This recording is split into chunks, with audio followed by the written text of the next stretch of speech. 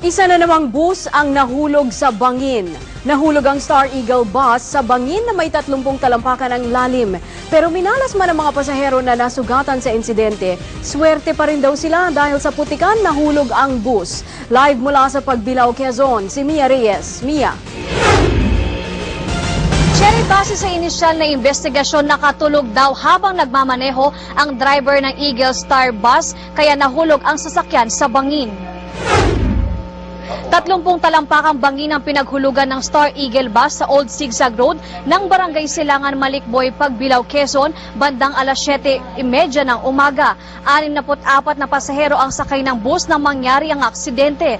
Swerte namang walang namatay pero sugatan ang 39 na pasahero na pawang nagtamo ng minor injury. Sa investigasyon ng PNP, nakatulog daw habang nagmamaneho ang 50 anyos na driver na si Pepito Sanchole. Agad siyang tumakas matapos ang insidente.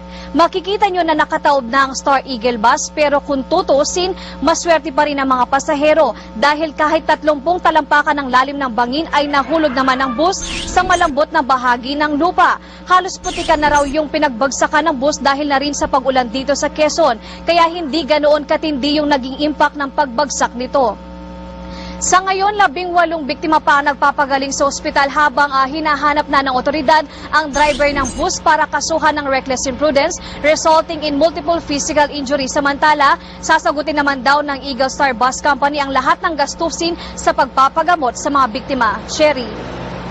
Maraming salamat sa iyo, Mia Reyes, live mula sa Pagbilao, Quezon.